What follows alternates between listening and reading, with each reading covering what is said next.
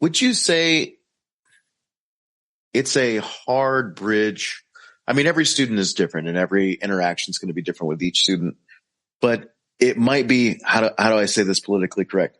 A hard sell on somebody in modern society that they are going to have to change their mind and change their body in this practice. Because, I mean, from the first day in, we don't ever stay the same. And you're trying to develop these qualities within your body, and it's also linking to that mindset. Is that a hard bridge for people to overcome? Do you have your casual practitioner in your class that's not really willing to do that? Or what would you say on that, Nabil? Yeah, I'm very inclusive.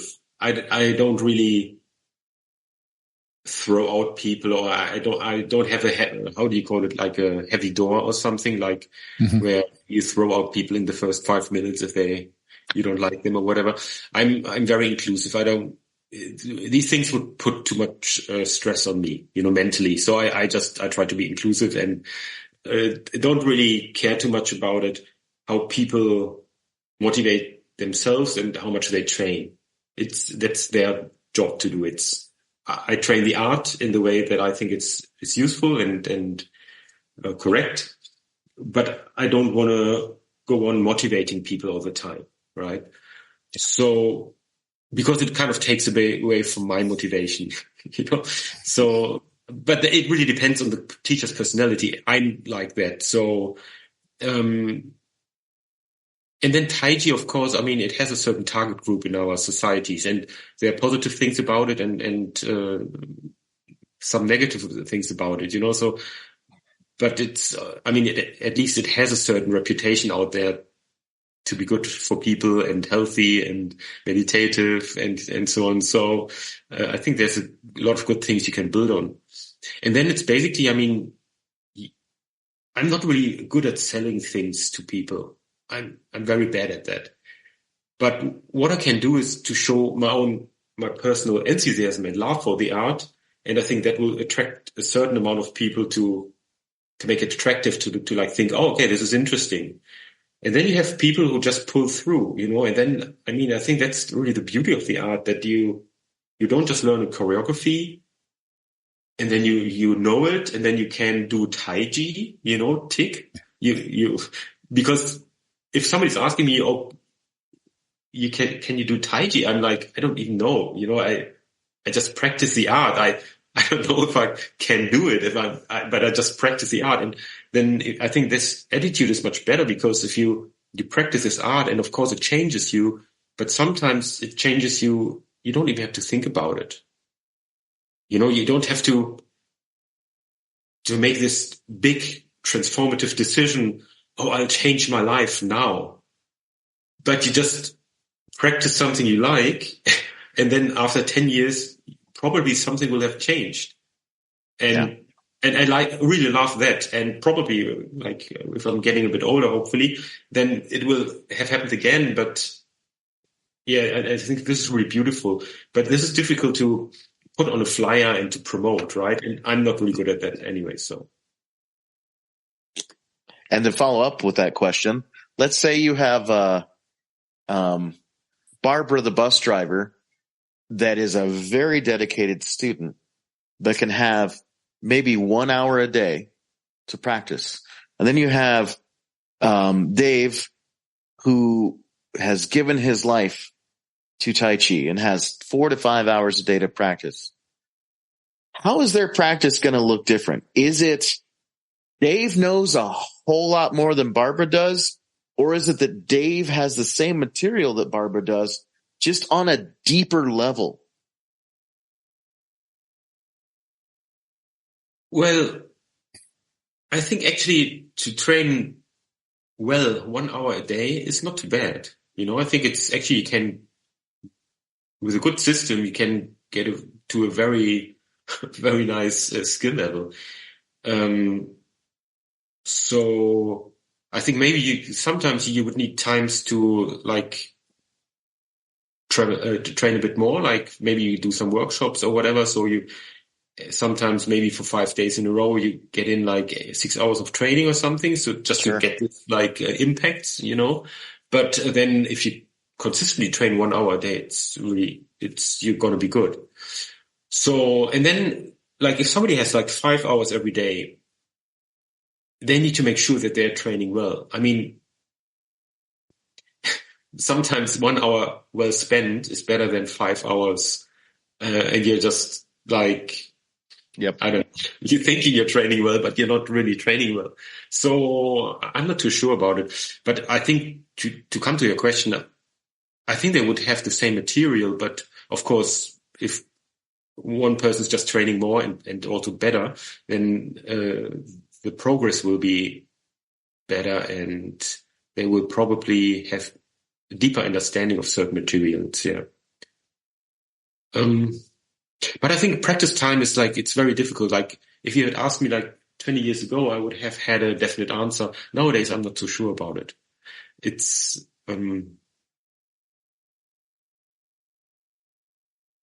yeah, because Taiji is such a quality-based practice in a way. It's not only intensity, it's not only,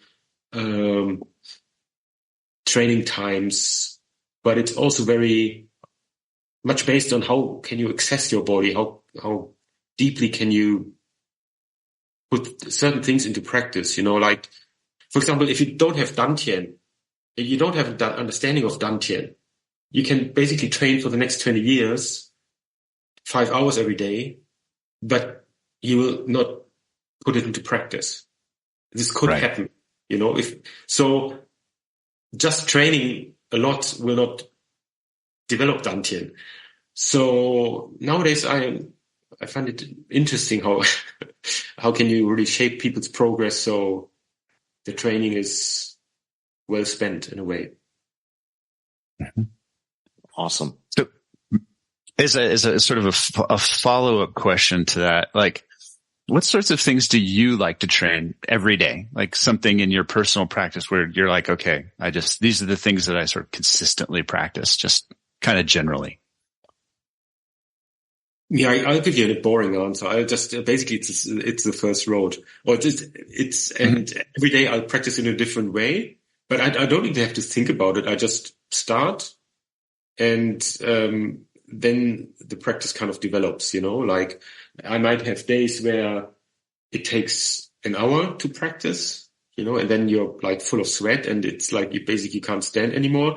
Sometimes I might have a day where I'm just going through it in a very Qigong-like attitude. Sometimes the form changes, like once you're like half through, it kind of changes into something else, maybe deeper or whatever. So, but this is the beauty of Taiji. I don't really have to think about certain practices. I just start the form and then it kind of develops it by itself. Very cool.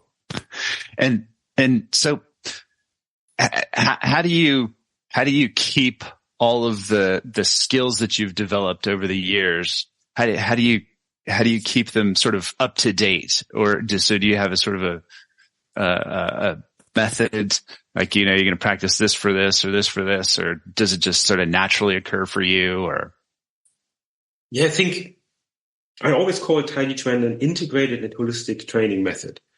And what I mean by that is that on the one hand, it's quite holistic. I mean, nothing is ever fully holistic, of course, yeah, but it's quite holistic in the sense that it does train the legs, it does train the arms, it does train your core, it does train your mind, it does train your diaphragm breathing, So it's quite holistic in this sense, I think, like method wise, Mm-hmm. You're not only training your fingers or whatever.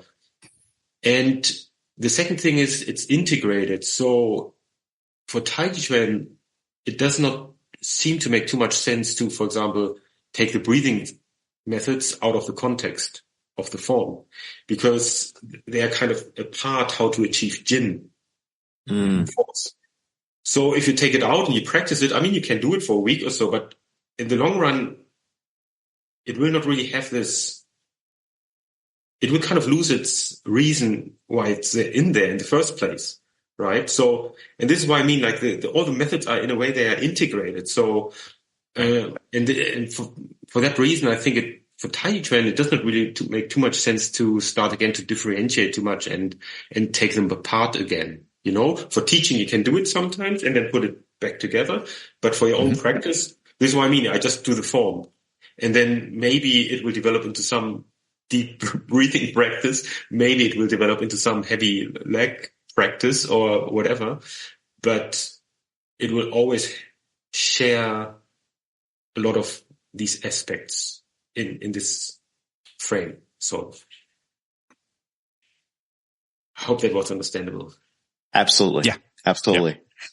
Looking back on your teaching practice and when you started teaching the Chen Yu method and you were talking about just keeping the material all together, looking back now with perspective, what is something that you feel like you've learned or gained as a teacher that you can do hopefully well?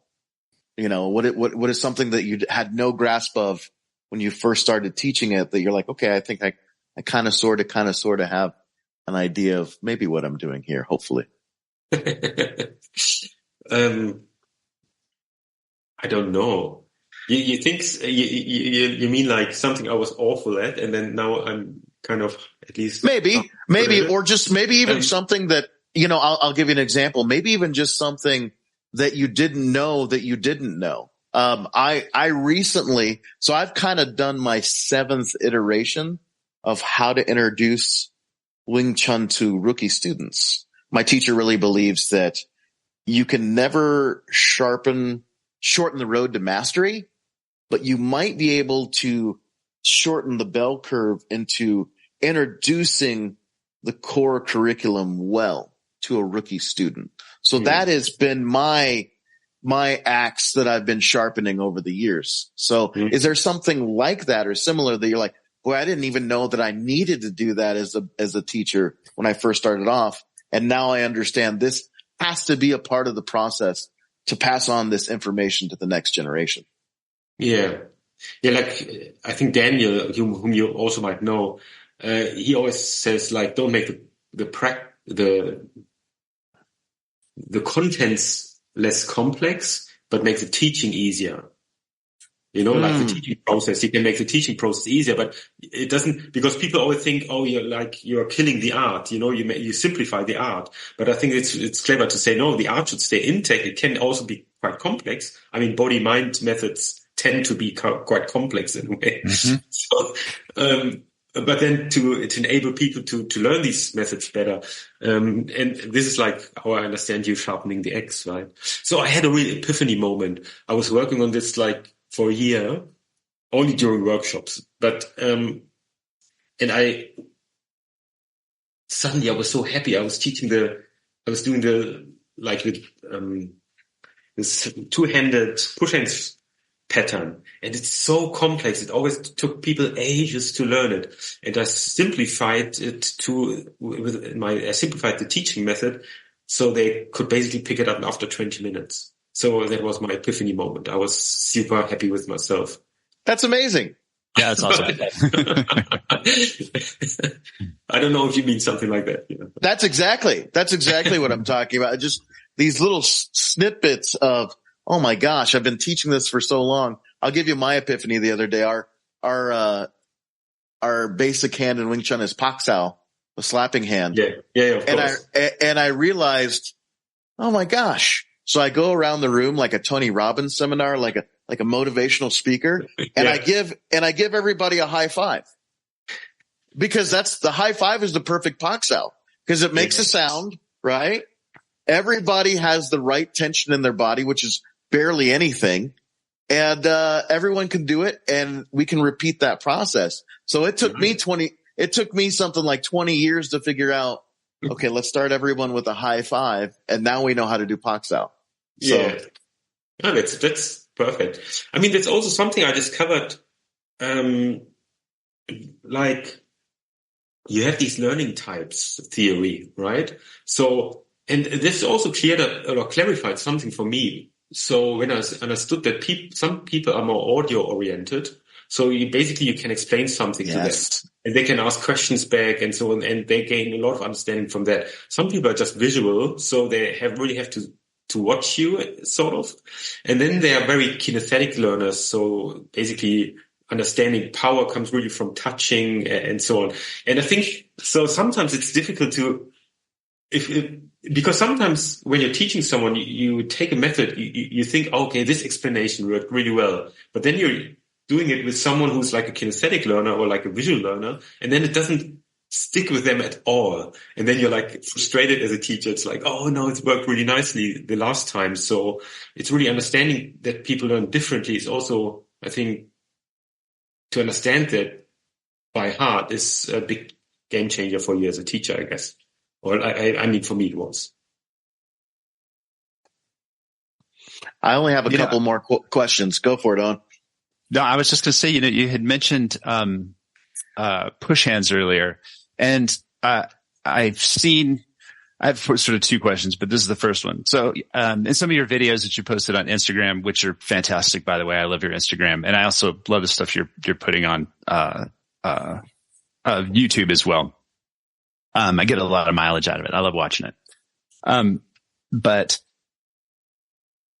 I've seen you training when you're teaching and you're sort of breaking down an application. It looks like there's different vectors of power in a single application. So can you maybe describe how your learning process around that? Because a lot of times, in other martial arts, there's sort of just one power vector. It's like, okay, punch this way. That's the way the power goes, or, block this way or do this.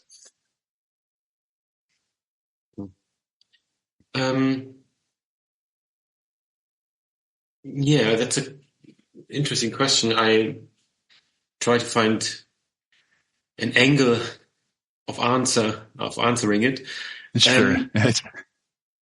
I guess it's like, when we pick up Taijiquan, it's there are a couple of things like one aspect is, of course, we in the form practice we try to become one, right? Like one, so the hand doesn't move just by itself, but it's kind of attached to the torso, so the torso can add force and pressure so we don't have to like stiffen up the hand, but we build up the pressure from a point behind the contact point, right? So like the whole system becomes sort of one moving fluid system to create like whole body force.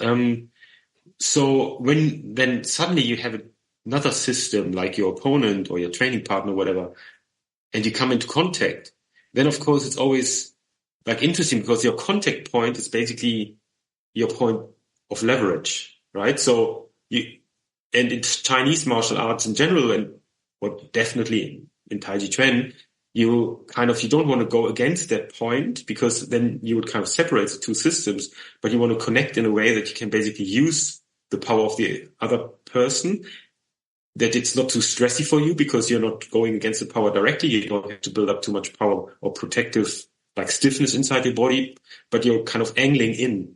And so in a way, sometimes or basically always when you kind of connect the two systems, you need to adapt in a way that will already change the point of contact and how you angle in. Now, of course, when you're training yourself, then you have the jin, which are characteristic of Taijiquan in general, and we have, I think, quite a lot of very specific jin in our lineage, how to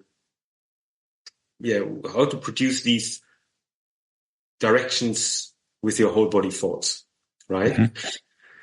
So now when you learn these jin, some of them are kind of connected to certain technical expressions, to certain shapes. For example, you have the tree hugging posture, which is traditionally connected to pang, expansive force. And then you have like in different styles, differently expressed, but you have like pulling forces, which are connected to what we call lu, like pulling or sort of yielding force. Yeah. So you could have these techniques or these shapes connected to these powers which your body generates from the inside. But then in actual application, you realize that you can take a shape and change it with your internal body mechanics. Yep. So it actually looks like the technique you learned as a beginner, maybe for one power, but it's actually like a different expression at that point. And I don't mean in the podcast, I hope it doesn't sound too esoteric, but it's basically, you're like, if you're pulling someone, you need an opening body mechanic, right? Because if you're closing your body, you're like pulling it towards yourself. If you're kind of opening your body, you will kind of pull it away from the center. So you would kind of open or parts of your body mechanics. But then, for example, if you pulled someone and you closed it, then it wouldn't be Lü anymore, though the hand shapes don't really change. And people always look at the hand shapes and then they think, okay, maybe it should be this. But then they don't see what the torso is doing behind that. And then because your buildup of power is different, the Jin will be different, though it might resemble the hand shape from something you learned as a beginner for another Jin. I hope that was understandable. Yeah. Thank you.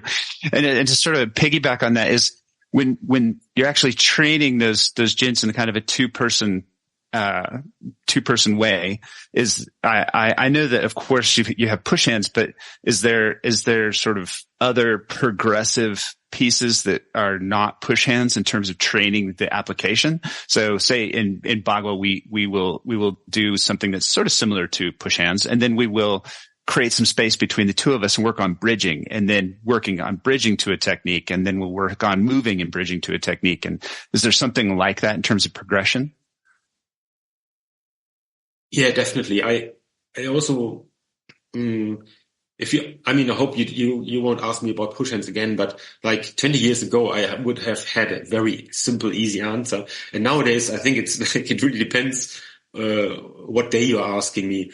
Like, I think, because push hands in a way, I think it's a really nice thing to have all these patterns. And I think it builds a lot of good skills if you do it correctly. But then on the other hand, sometimes I think it's not really that important. I think applications and understanding the form movements is much more important for our practice. So it's about, if we did this podcast, this interview again tomorrow, my answer might be different, but I think, then again, if you have a training partner, you can really train really nicely and build a lot of really good skills inside your body with push hands. But, it really kind of depends. If you don't have good training partners, the movements or the patterns are not really useful, I guess. But for the applications, I think the applications are very important in our style. And so you go through them and to also understand the form, and then you kind of understand the Chinard techniques, how you can make the throws out of it, how you can make hitting techniques out of it and stuff.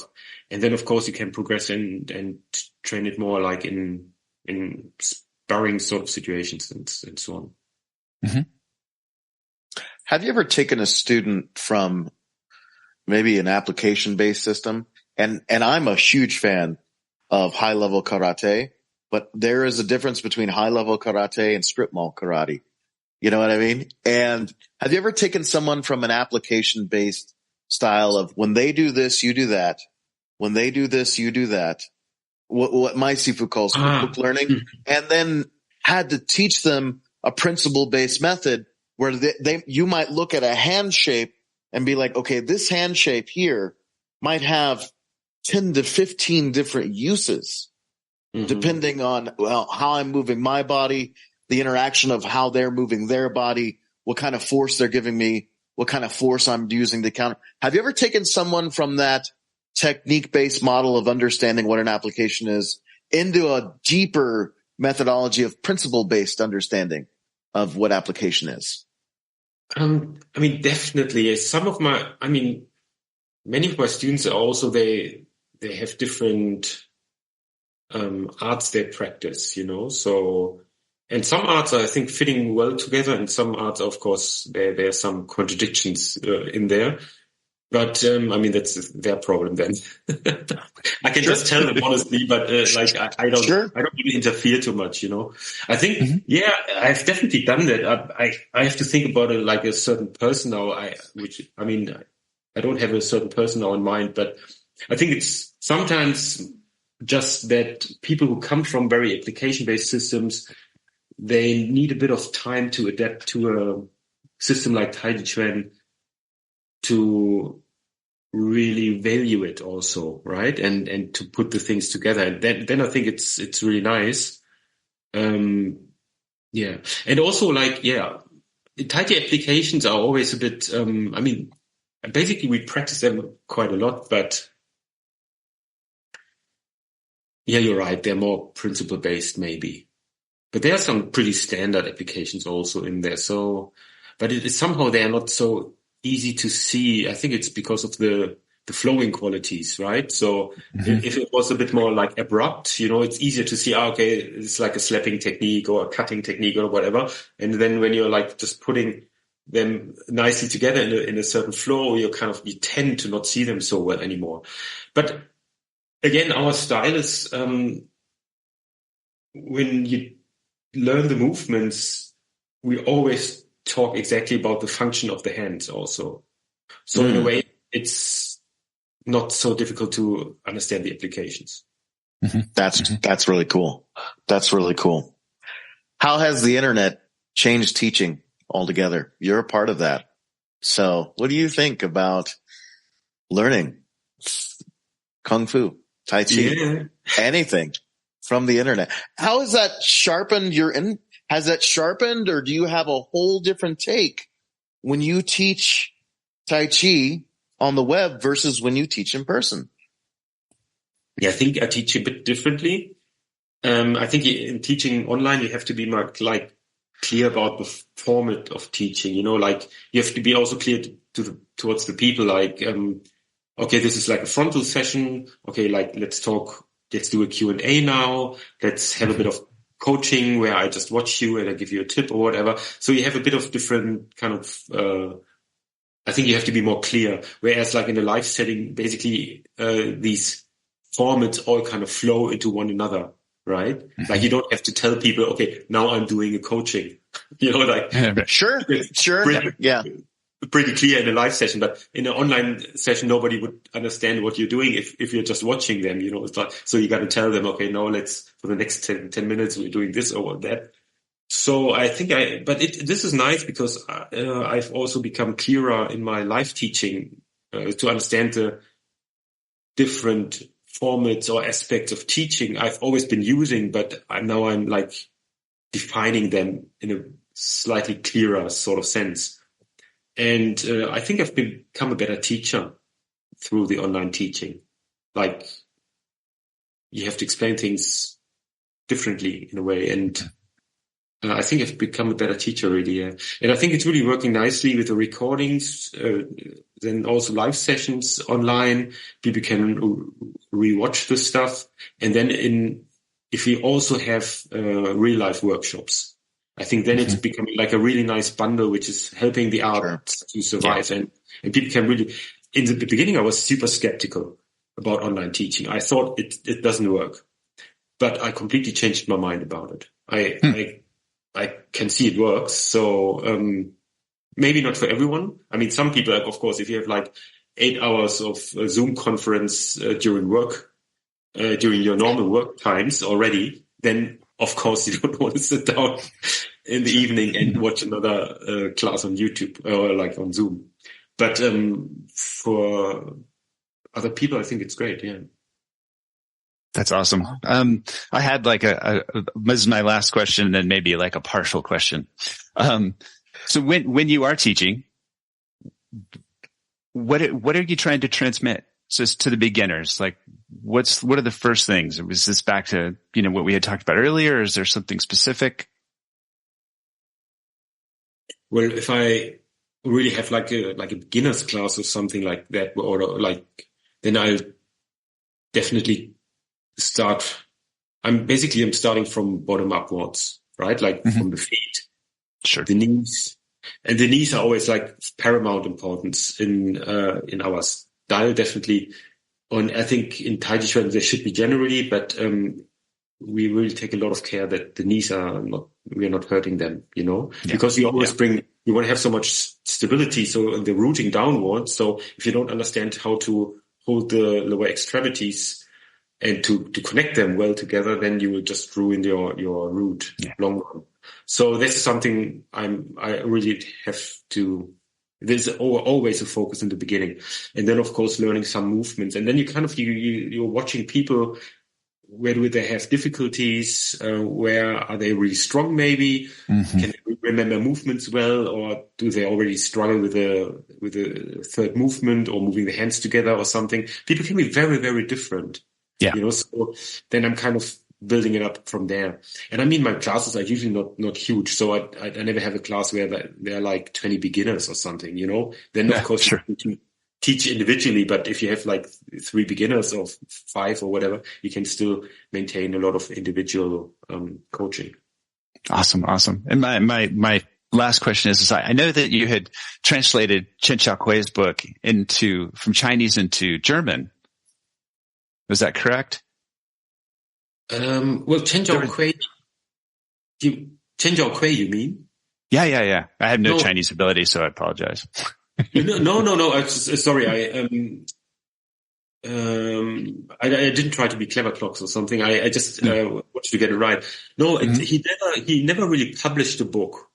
He wanted to publish one, which he wrote with a fellow student from Chen Fake, but it was not published. But Chen Yu published a couple of manuscripts now, and I translated things. I always translate things now and then and share something on Instagram or so if I think it's useful for everybody. But I have not translated this whole book, no. And then, so you're locked up there, Owen. I thought you were also locked up because you didn't move at all. I was like, oh, maybe it's my connection. But let me go get a hold of him. But yeah, just as a sort of Hey, Owen, you locked up there, brother. You're going to have to ask it all over again. Yeah. So I know that you had translated a book recently. Could you tell us about it a little bit? I published my own book, maybe.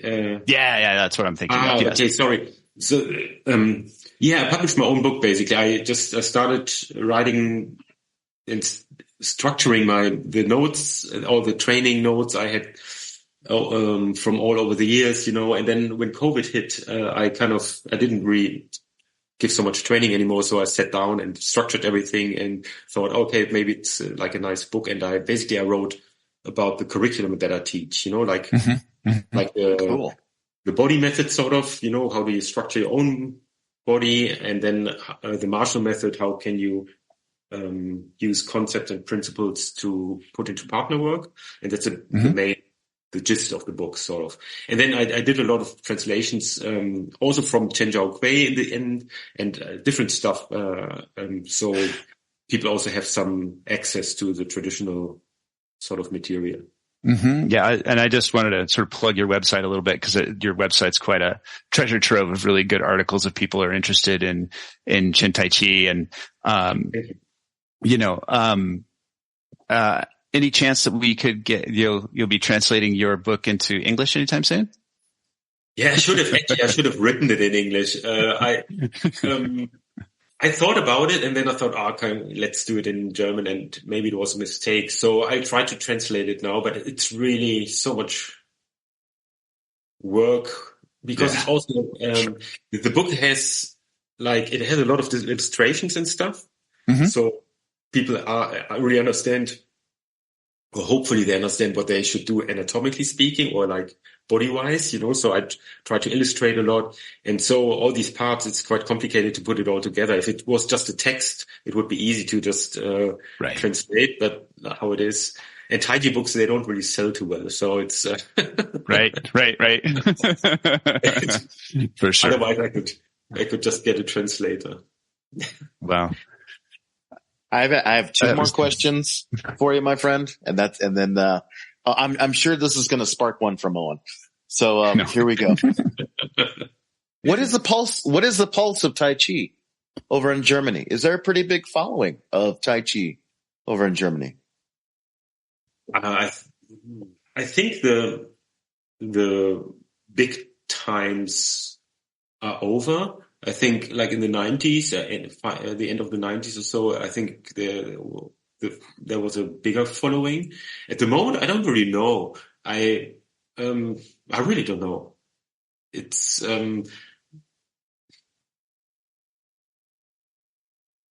I think there are other things which are like more hip, more trendy, sort of. You know, if you went to TikTok, I think you would find trendy topics than Taijiquan. But I think there's still, I mean, the people who are, I think it's always like a long-term thing, right? So if you're picking it up, you're kind of, usually people are sticking to it. But a lot of people who are just in the beginning, most people will stop doing it. So I don't know. I can't answer the question. I'm sorry. I don't have. That's okay. No, no. And then I guess the last one is how, you've done Tai Chi for how many years now, Nabil? How many years now, Nib? 28 or something. 20. Okay. How does that make you how does that make you a better Neb in everyday life? How does that make you a better partner, papa, person that works and interacts in the world? What do you think it does for you? No, that's a good question. I would imagine I'm a happier Neb, and I'm a more centered and more mindful Neb in a way. So I'm better centered and understanding your own body and how body and mind interact and so on. I think I'm also happier in a way than I probably was, and I'm also much healthier. I had a lot of problems when I was younger, and now I think my health is pretty good again. So I think in a way I feel healthier than I did like 20 years ago. So all these things kind of add up and kind of make my Taiji practice have sense, purpose, Beautiful. Awesome. Beautiful. Well, so last but not least, tell Daniel hello for us. I try to harass him and give him some ideas for the Gong Fu crew, which we are both fans of. So Definitely. Tell him nice work over there. And we appreciate your time. And thank you so much for this. I'm sure we're going to have more questions, when we hang up and we let you go. We're like, dang it, we should have asked him this, or dang it, we should have had asked him that. So hopefully down the road, you'd be so kind as to grace us again on this podcast, sir. And thank you for your time today. Yeah. Thank you very much. Thank you guys for your time. And I hope my COVID voice was still kind of okay for the podcast. You did great, my friend. Yep. Thank you so much. Have some dinner and feel better, sir. Yep. Thank you. So is it like we're waiting goodbye now? There's usually, most podcasts have an official goodbye and a unofficial goodbye. That's why I didn't know.